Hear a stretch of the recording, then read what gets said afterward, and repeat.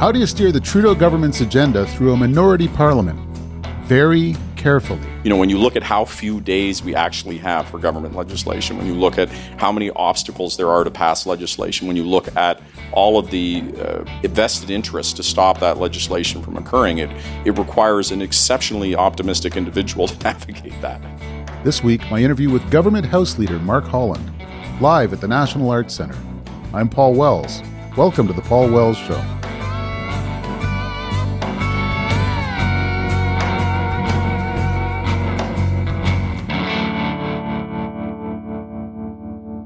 Birds gotta fly, fish gotta swim, government's gotta legislate. One of the first things an ambitious new government realizes when it gets to office is that it can do a lot of things, but it can't increase the number of hours in a day. Two of the best recent books about how governments work, written by Ian Brodie, former Chief of Staff to Stephen Harper, and by Michael Wernick, former Clerk of the Privy Council, both get quite quickly to fairly mundane calculations about how many hours a cabinet has to make decisions, about how many hours a government has to implement its agenda. And that's because it's just simple arithmetic. And the minister in charge of arithmetic in any government is the government house leader. Mark Holland's job is to make sure that at the end of the year, the government has passed the bills that it wanted. And that is just a hell of a lot harder than it sounds. And Mark Holland has been quite a bit more thoughtful about how the pressures of getting that done impact the lives of the people who are trying to do it than some of his predecessors are. And we're going to get a chance to talk about that. Mark Holland, thanks for joining us. Thanks so much, Paul. Great to be here.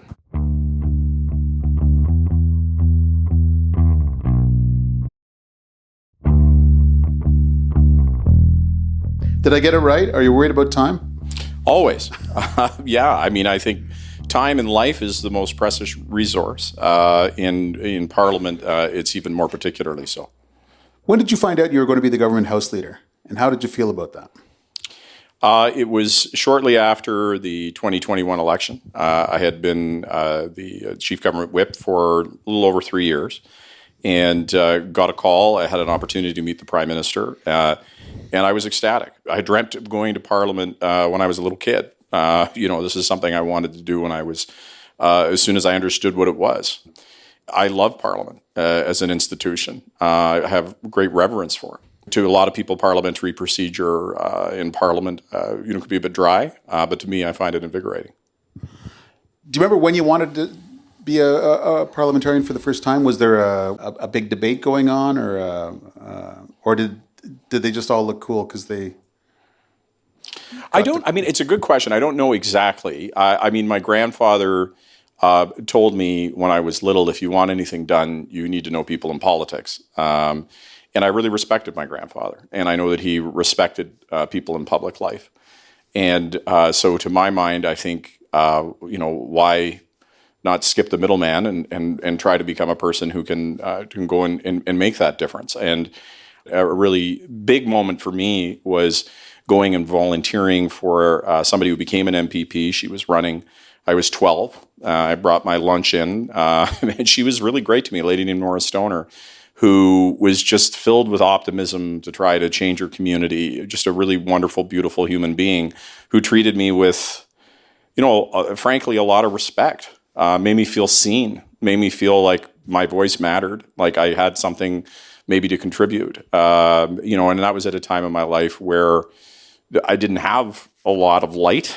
And so it became a North Star for me. And I think from that point, from 12 forward, politics became my raison d'être.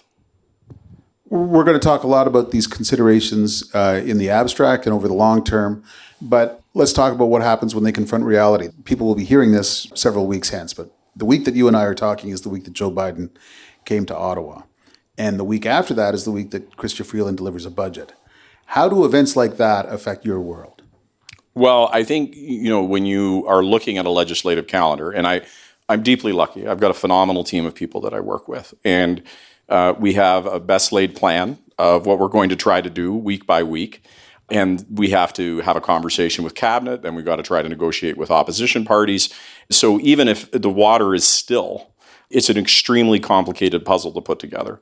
But the reality is, whether or not it's a president visiting or a budget or some world event erupting that overtakes Parliament, you have to really draw on improvisation. When we have elections, we talk about things in very static terms about what might be. But no one could have imagined a global pandemic. No one could have imagined the war in Ukraine. No one could have imagined what's happening with global inflation. And so, in each of those instances, you have to remain adaptive. So you have to build a lot of flex into your plan. And you got to flow like a river. You just got to accept what walks in that day. And it is, in any given week, your day, your minute, it can be completely turned upside down. What you think is a huge priority in the morning is suddenly fixed and no longer an issue by one. And now you're into something completely different. And that's the nature of it. And the challenge is, in spite of all of that tumult, you have to hold, what are those legislative priorities you made commitments to, and how do you sort of navigate them through all of this displacement that's occurring by things hitting the water? How is that done? Are there flowcharts? Is there a software? Do you have people working through sort of multiverse contingency scenarios? Yeah, I mean, I think the part of it is you have to be invested in the totality of what you're doing and not the moment that you're in. And so you have to be flexible to give up, what you were hoping to happen in that individual moment. And I try to articulate that. It's one of the things I've tried to do since becoming House Leader, is to lay out at the beginning of a parliamentary session in a broad terms what we're trying to accomplish. What are the things that we really want to put through? And when we lay out that calendar, you build a lot of flex into it, knowing that you're going to lose days and you're going to lose opportunities. But you put there what you believe based on prior experience of things going wrong and getting turned upside down. You're still going to be able to navigate through. And in the complication in a minority government is, that isn't your story to write. You have to do that in collaboration with opposition parties. And their objectives are often to stymie you and stop you from passing anything. So you build flex into that, and you use the fact that, let's be honest here, people elect you to get things done. And that there is a certain point at which, when people see an opposition party as being uncooperative and obstructing and using tactics of that nature, where it works against them. So there is, I think, the public interest pushing at our back as a wind constantly for Parliament to be productive. And when one of us starts tipping into being too distracted with partisan interests or too distracted with obstructionist type tactics, then, I think you can really feel that wind of public opinion pushing for things to get done and for Parliament to be productive. There's a government House Leader. There's also House Leaders for each of the other parties. Can you remind us who the other parties' House Leaders are? So Andrew Scheer. Andrew is somebody who comes with a lot of experience, obviously as a former party leader, as a Speaker of the House. He and I were both elected in 2004. Our teams have been able to work very well with over the last while.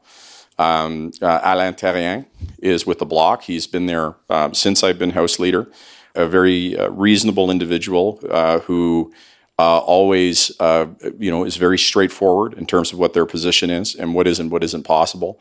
And Peter Julian, who I work most closely with the NDP, given the supply and confidence agreement, but also just really a phenomenal individual, a phenomenal human being. I've gotten to know Peter very well and would call him a friend. Now, I asked that because you reminded me backstage that Andrew Scheer was the opposition House Leader, and I will admit I've spent a lot of time chatting with Andrew Scheer. I've known him for a long time. My first reaction was, holy jumpers, you got to make this Parliament work, because I see Andrew Scheer on Twitter and he doesn't seem very eager to cooperate. I think, look, I have dealt with a lot of conservative obstruction, and everything's on a spectrum. So, when I first came in, it was dealing with the House Leader in Gérard Deltel, who was extremely reasonable, where I think we were able to get a lot done. I understand for the Conservatives, they got to answer to a base where if we have too productive a Parliament and they're allowing us to go too quickly, their base gets angry at them. And I understand that. And so Andrew's got to go out and do his thing and criticize us. But I've been able to have reasonable conversations with him about, here is something that is good for Parliament, that's good for Canadians, where we can get out of each other's way and do something good. And I think that we're all benefited from that, and that Canadians expect that. And also, hopefully, I've laid out in other examples where Conservatives have been extremely obstructionist, that it's an unhelpful tactic to them. That I don't think when they go and knock on doors and say, hey, we blocked everything that the other parties are trying to do in Parliament, that they're going to get people particularly pleased with that as a strategy. So, I think he's been fair-minded. Does that mean that he does things I completely disagree with? Absolutely. I mean, the conservative policies are policies that I've spent my my professional life fighting against. But that shouldn't mean we cross swords on everything. And I think that is exhausting to Canadians. It's exhausting for parliamentarians, and it serves no purpose. I think it gains nobody anything.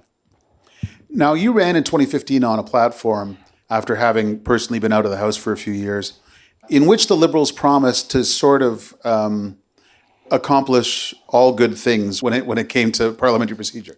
There was going to be more time for votes, there was going to be more free votes, there was going to be fewer omnibus bills, which meant more discrete bills going through that meadow of endless debate. The way I phrase it might hint at the question, was that a little optimistic? That you could have more free votes, more debate, and more bills going through that landscape. Was there a bit of a reckoning after having to try and make that work in the House of Commons for a while? Well, yes and no. First of all, this job requires everybody who enters it to be an optimist. That you have to step in each day with a belief that you're going to accomplish things that seem utterly unreasonable. When you look at how few days we actually have for government legislation, when you look at how many obstacles there are to pass legislation, when you look at all of the vested interests to stop that legislation from occurring, it requires an exceptionally optimistic individual to navigate that. And I say yes because I think, are we perfect? Of course not. And there's lots of room for improvement. But, I think when you look at the number of omnibus bills, when you look at the way in which we've engaged with opposition parties, the way that we have attempted to be fair and reasonable and allow reasonable time for debate, I'm very proud of the balance that we've struck of, on the one hand, pushing to get legislation done, which people elect us to do and have an expectation of us to do, but on the other hand, being fair-minded to the other parties that were elected and occupy places in the House, to make sure they have time for debate and that's reasonable. And you try to feel that out in a moment. That's always playing out in Parliament. Either side saying it's moving too fast, it's moving too slow, and that's something that public opinion has an enormous bearing on. Okay. Every once in a while, this government has seemed to become impatient with the limitations or the contradictions of trying to push an agenda through a House of Commons in which people are often in opposition, to coin a phrase. In May 2016, 6 months into the government's first mandate, your predecessor, Dominic LeBlanc, brought in Motion 6, which sought to force overnight debates on short notice, allow the government to adjourn the House for the summer without notice or debate, restricted opposition parties' ability to slow down debate. And the opposition went crazy, and Minister LeBlanc ended up withdrawing Motion 6. And then not long after, this is going to be almost the longest question I have asked in the first season of the Paul Wells Show. In the spring of 2017, Bardish Chagger was the House leader, and she brought in a discussion paper that would remove the opposition's filibuster power at committee and make other procedural changes. That got shouted down by the opposition. Minister Chagger had to withdraw that discussion paper and announce that she'd simply be moving more frequently to time allocation. And then in the spring of 2020, Pablo Rodriguez was the government House leader. And in the first days of the COVID lockdown, was circulating a draft motion that would have given the government unlimited ability to tax and spend without parliamentary approval for nearly 2 years. That got shouted down by the opposition, and he had to withdraw that. Now, it's possible to argue that I've just painted a long portrait of a government that listens to the opposition and that withdraws bad ideas as soon as the opposition doesn't like them. But it also sounds like an opposition or a government that's really in a hurry to get its agenda, and every spring finds itself looking at the clock and noticing that that's not something that it's guaranteed of being able to do. Absolutely. I can tell you that at the end of each legislative session, and I kind of mark that for me as coming to the end of the session in December, coming to the end of the session, the end of June, I face enormous personal disappointment. There is so much more ambition that you have to get things done than you can achieve. I'm sure you encounter this in your personal life. You have things that you want to get done, things that you want to achieve, and there are obstacles to that, and that can be enormously frustrating. I think it's remarkable that we live in a country where there are checks and balances, where we do have debate about what is and what is not appropriate, where the criticism of opposition has weight and effect, and where we do listen to one another. And look, I don't want to go back and litigate all of those things. I mean, there's arguments to be made in each of those examples of what was trying to be accomplished, and there were good things and there were mistakes that I could relitigate. It's just simply to say that it is an enormously difficult task. That I think what needs to be asked is it being done justly? Is it being done fairly? Is it being done with reason?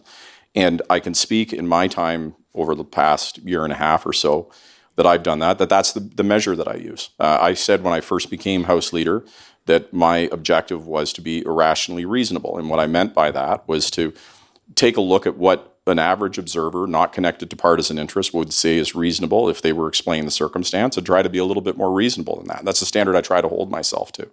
And I think it's the foundation of our law, our application of law is, what would the rational, reasonable person who's unbiased think on the street?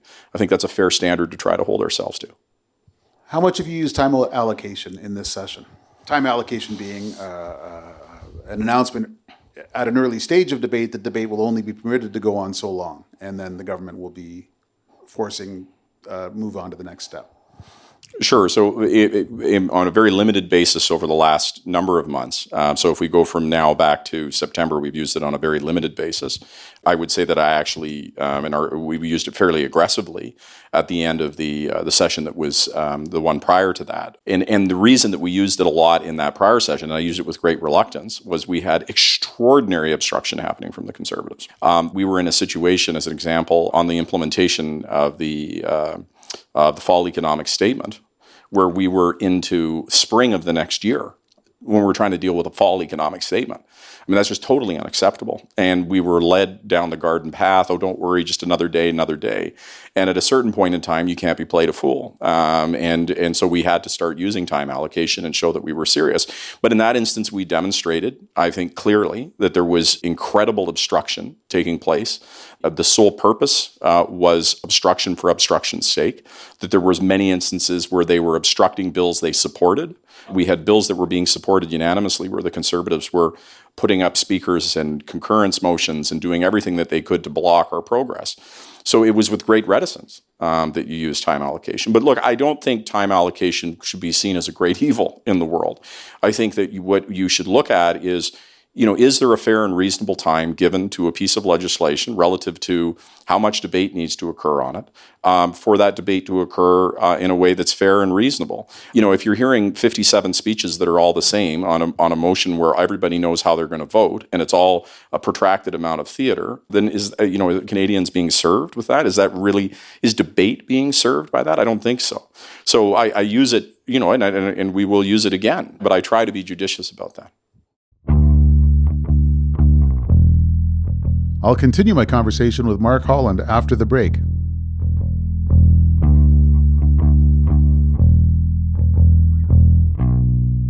I want to take a moment to thank all of our partners: the University of Toronto's Munk School of Global Affairs and Public Policy, the National Arts Centre, our founding sponsor TELUS, our title sponsor Compass Rose, and our publishing partners, the Toronto Star and iPolitics.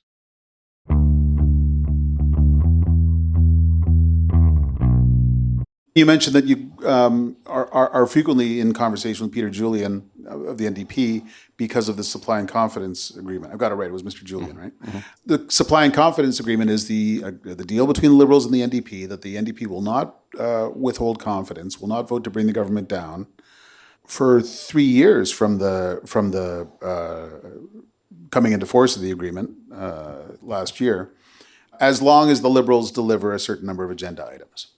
There was a fascinating column that Susan Delacourt had in the Toronto Star a few days ago about how that agreement is going along.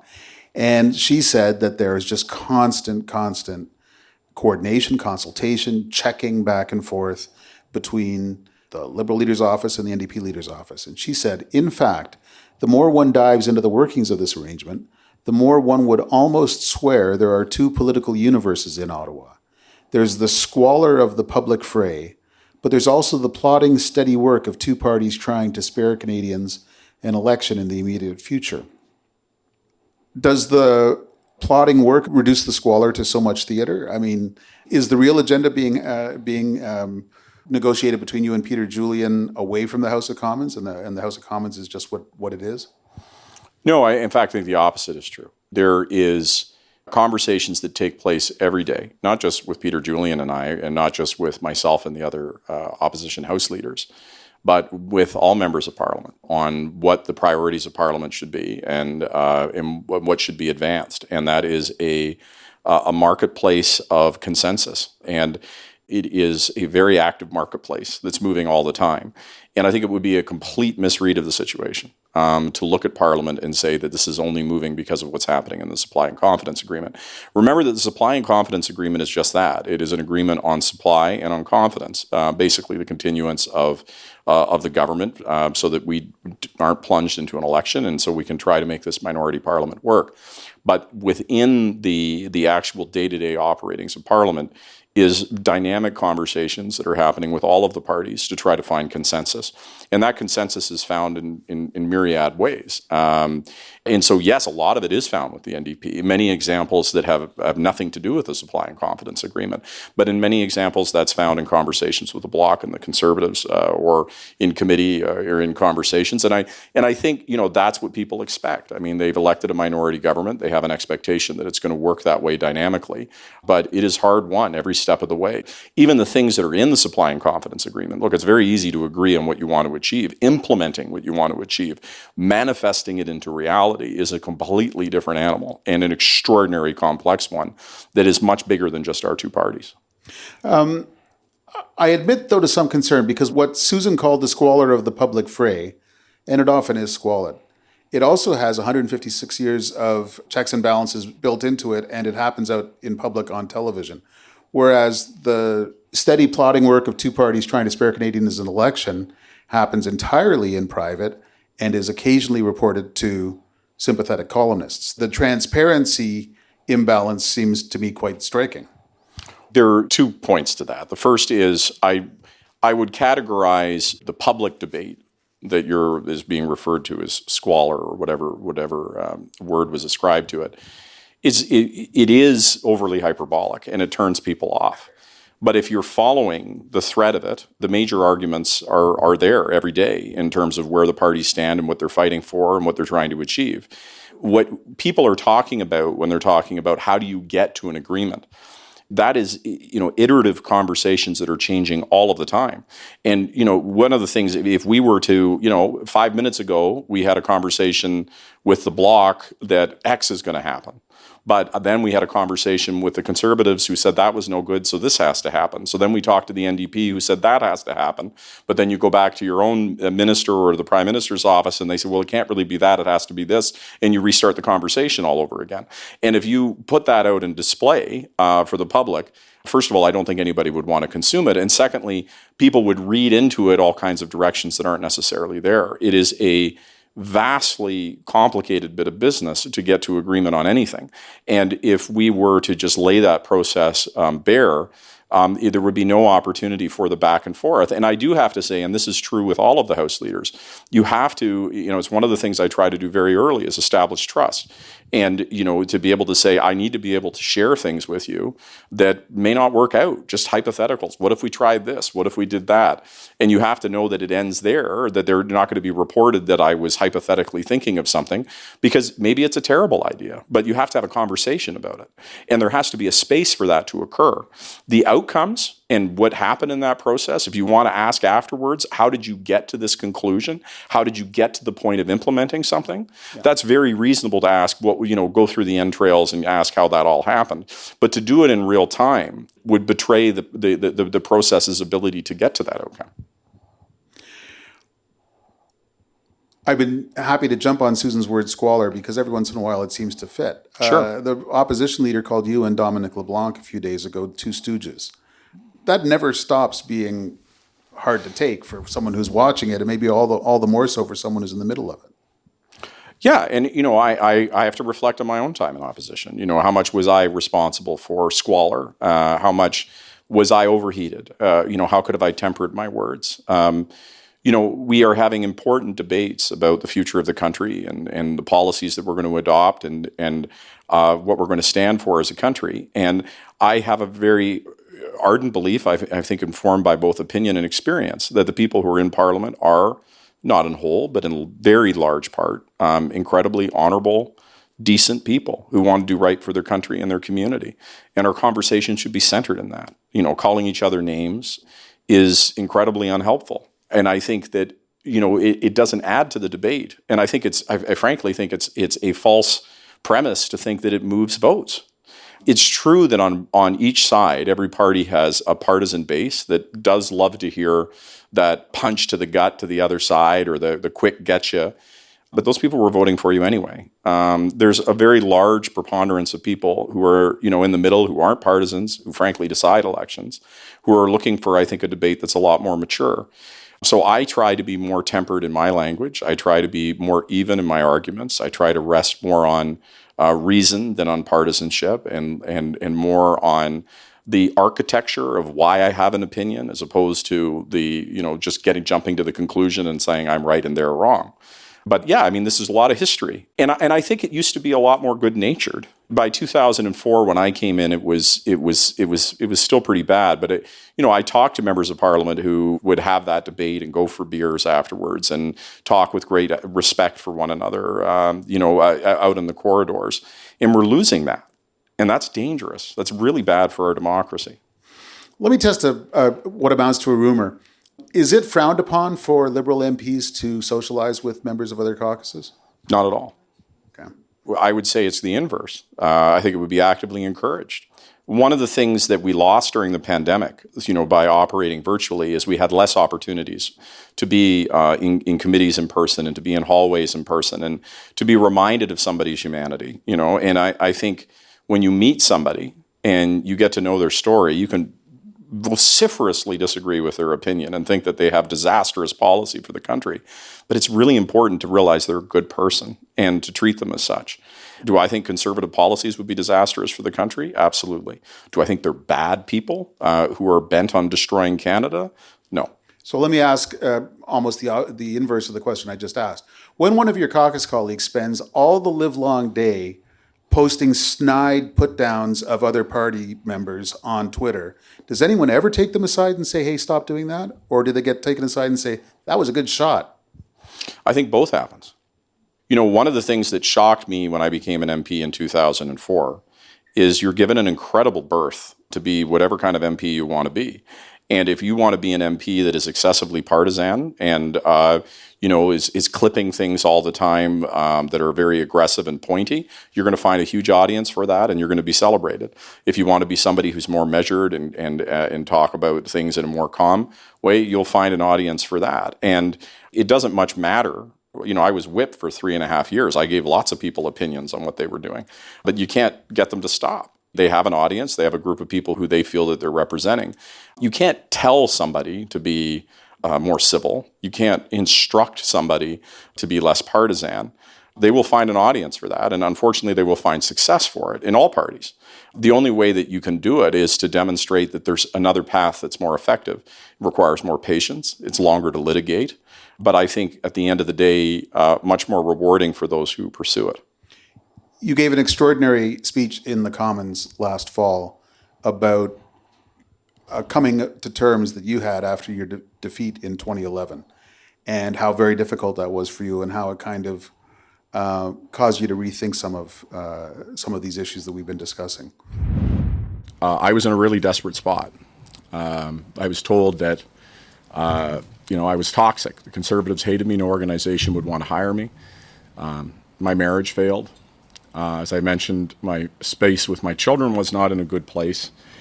And most particularly, my passion, the thing that I had believed so ardently in, was the purpose of my life, was in ashes at my feet in my career. I'm not proud to say that I made an attempt on my life. Can you sort of recap what you talked about in that speech and how your thoughts have evolved since then? Sure. I think that, particularly coming out of the pandemic, mental health is a huge issue. And that we talk a lot about speaking about mental health, but in more abstract and less specific terms. And, we have lots of social media to brag about our accomplishments, to, post our trips and post the things that celebrate us. But there isn't a lot to say what those dark moments look like. And for me, in that moment, it was the culmination of a lot. I oversimplified it, really, because, any darkness that takes you to a point where you cease believing in life and you make an attempt on your life is a culmination of a lifetime of different weights that come to bear on you. I thought it was important to tell that story because I saw too many people, MPs and staff, with the same look in their eye that I had, in the period leading up to that, the kind of sprinting away from my problems, not really want to facing the darkness and the not looking at the trauma that had happened in my life and not really embracing it and understanding it. And we can't afford to do that. The sad part is that, and you see this as WHIP, because I get to know intimately our members and so many of the staff that work to support Parliament. Life is tough. Like really, really hard. And I think people have an impression that there's people who get a free pass on life, that there is, somehow these people that just have it easy and never had any difficulties and have cruised through life. I haven't met that person. Every person that I've talked to, when you bore deep enough, has a weight that seems crushing. And a lot of times we don't talk about that weight. I didn't talk about that weight because it was seen as weakness. I was supposed to be a leader. How could I talk about the darkness that was inside of me without being seen as somebody who wasn't fit to serve, who wasn't fit to lead? So, I was very nervous. I didn't know how it would live out there. I guess in many ways I still don't. You don't know what people say when you're not around. And I don't think the internet is a good barometer to look for answers. But I do think that we have to have a much deeper conversation. And I think a lot of the trauma that we hide, we do out of shame. A lot of times we do it because it also tells somebody else's story. The hardest things I've gone through in my life I can never talk about because they're not my story to share. But I think if we can understand that the person we're passing in the hallway or that we're debating on the other side of the aisle has probably had experiences that have brought them down to their knees at one time or another, that we would have a lot more empathy and compassion for one another. And I think that I see the world in a lot less of a black and white way as a virtue of my own, I guess, facing my own darkness. Maybe one of my weaknesses is that I don't lightly hand out compliments, but that speech that you gave struck me as one of the bravest moments that I've seen since I've been covering politics. And I think a lot of your colleagues are grateful for it.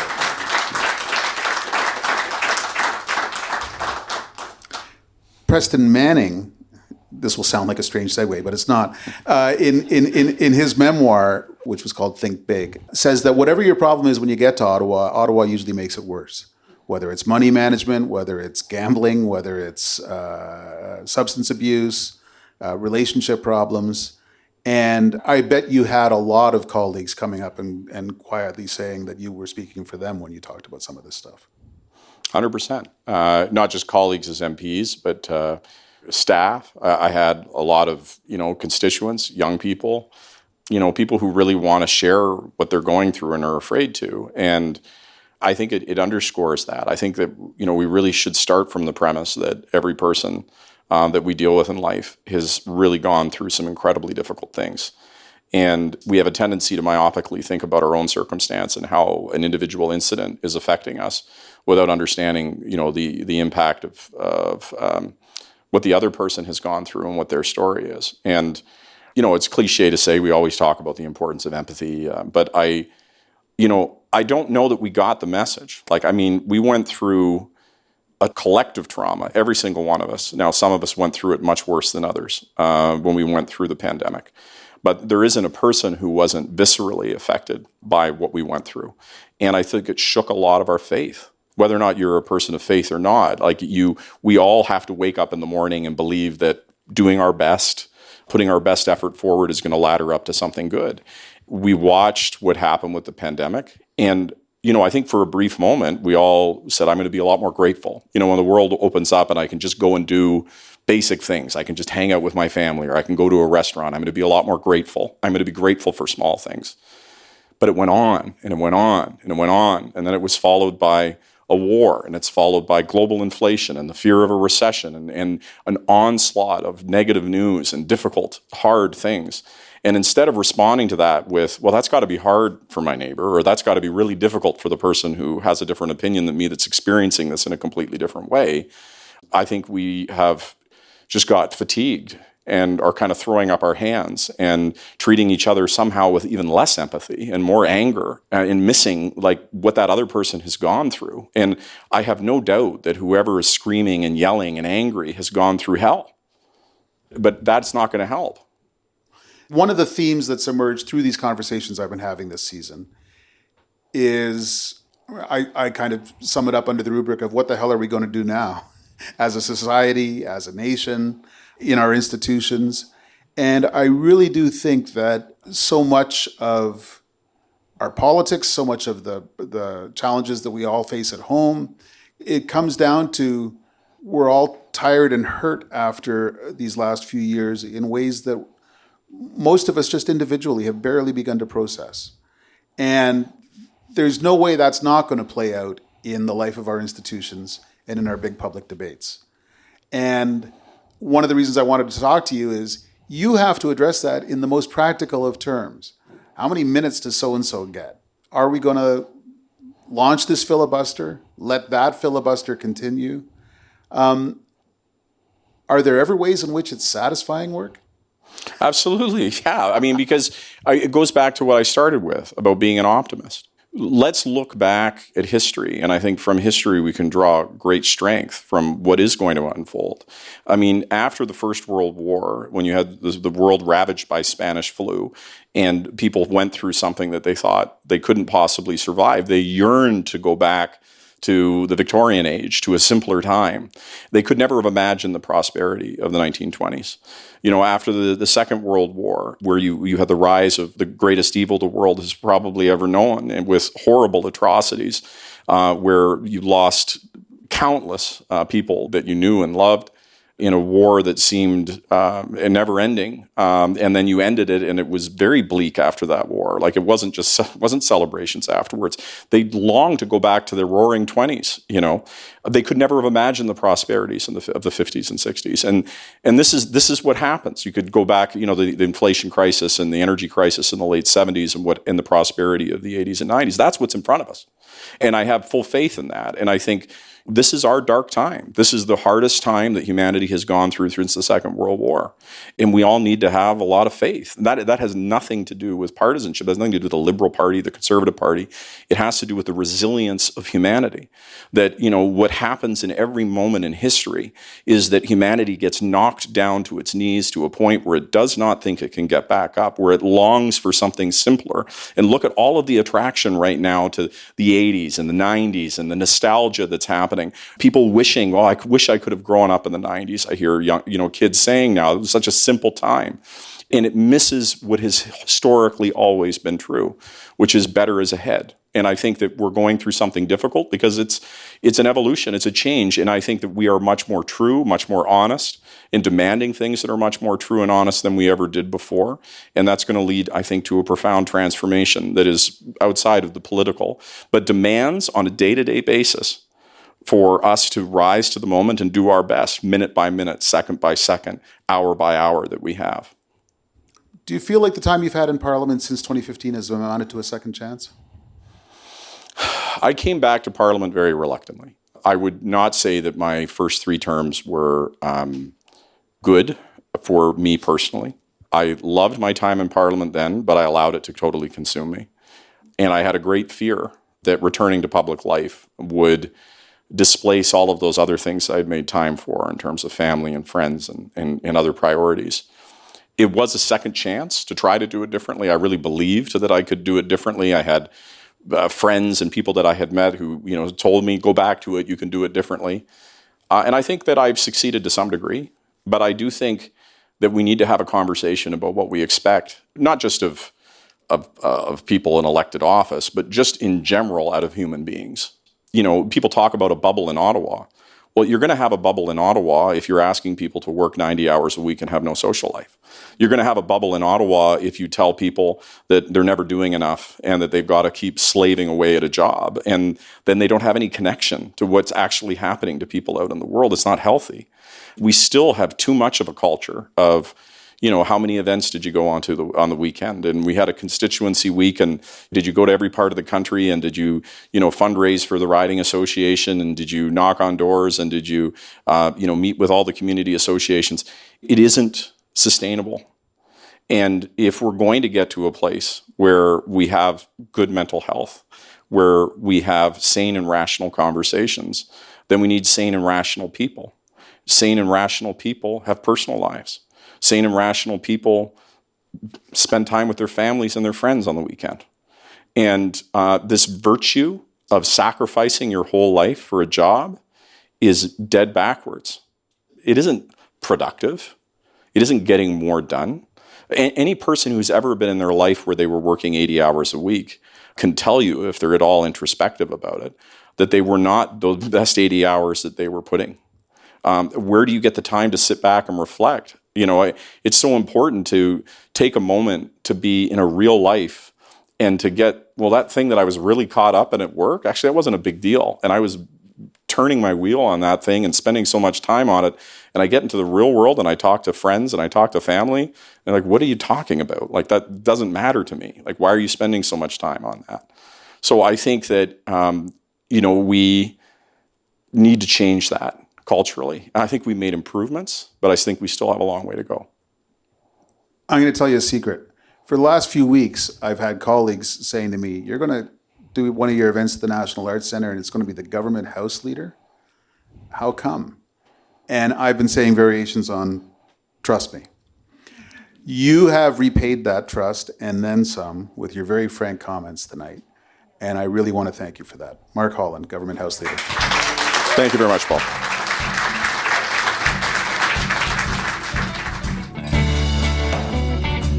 Thanks for listening to The Paul Wells Show. I should let you know that this episode marks the end of Season 1 of The Paul Wells Show. We're going to take a break now over the next few months and come back in the fall with a second season. The Paul Wells Show is produced by Antica in partnership with the University of Toronto's Munk School of Global Affairs and Public Policy and the National Arts Centre, where we recorded this conversation with Mark Holland. Our publishing partners are the Toronto Star and iPolitics. Thanks to our founding sponsor, TELUS, and our title sponsor, Compass Rose. Our senior producer is Kevin Sexton. Our associate producer is Haley Choi. Our executive producer is Laura Reguer. Stuart Cox is the president of Antica. We'll see you again soon.